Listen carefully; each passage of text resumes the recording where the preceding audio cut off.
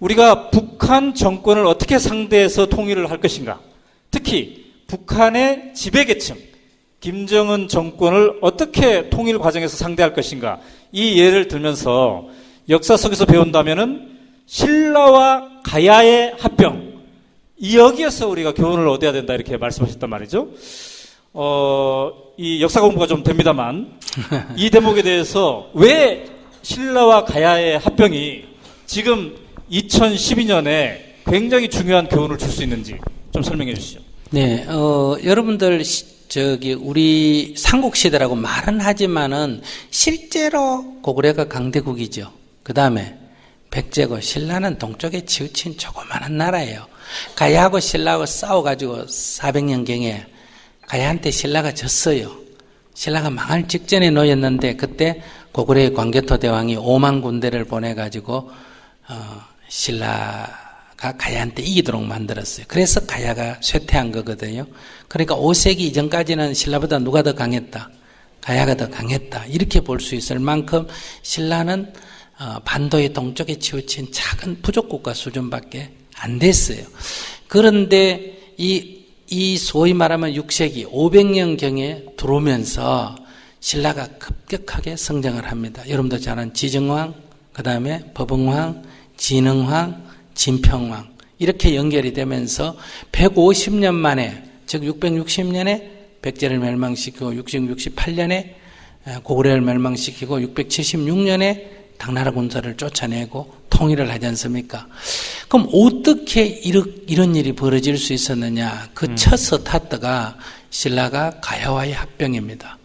보통은 상대를 정벌을 해가 전쟁에서 이기고 왕족을 죽이고 그 다음에 그 사람들을 데려와서 노비로 만들고 이런 게 주로 전쟁이거든요.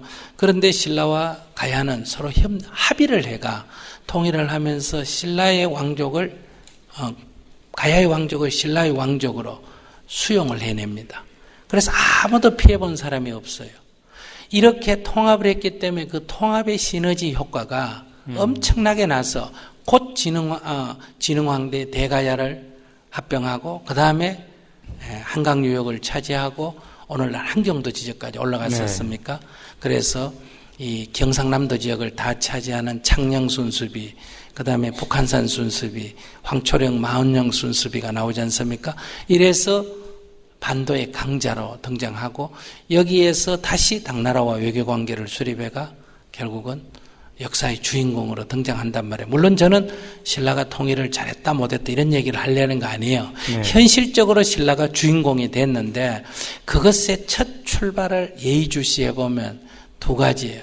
첫째가 가야와의 합병이었고 두 번째가 개혁개방 정책을 썼다는 거예요. 그게 바로 불교의 공인 그리고 법령의 정비였어요. 네. 이러한 개혁과 개방 정책 그리고 가야와의 합병에 의한 시너지 효과가 이 신라가 급상승하는 계기가 됐는데 그것처럼 우리가 북한에 대한 통일도 이런 힘에 의한 통일을 하게 되면 우리는 누군가를 처벌해야 되고 또 거기는 그쪽 사람들은 뭐 50년, 100년간 어때요?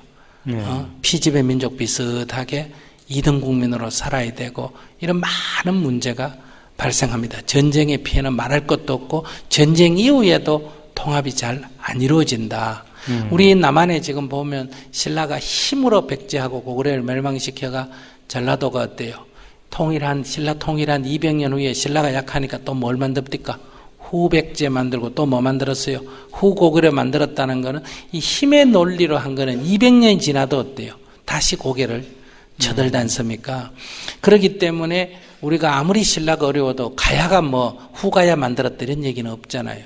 이건 한 나라가 돼버리니까. 네. 그러니까 남북한 진정한 통일은 통합하는 과정에서도 가장 쉽고 피해가 적고 통합 이후에도 상승 효과가 나려면 그것은 합의하고 포용해내는 거다. 그런 면에서 우리가 남북 통일을 만약에 북한을 포용해내서 통일을 한다면 통일 한국에 머무르지 않고 앞에 얘기한 대로 동아시아 공동체의 주인공으로 등장할 수가 있다. 네. 그래서 동아시아 대륙의 주인공으로 등장할 수 있다. 그것이 단순히 통일한국이 되는 게 아니라 통일한국을 어떻게 하느냐가 그 힘이 한중일 공동체를 이끌어내는 원동력이 되고, 만약에 힘으로 북한을 밀어붙여가 통일을 한다면 중국의 개입을 초래할 거고, 설령 통일도 안 되지만 설령 통일한다 해도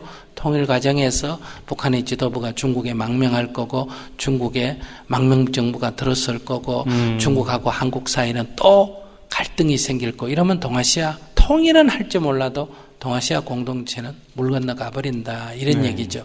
그런 면에서 우리가 통일이 현실적으로 용이하고, 동시에 통일 이후에 1+1이 2가 되는 게 아니라 열이 될 수 있는 통일은 바로 통일의 방식도 매우 중요하다.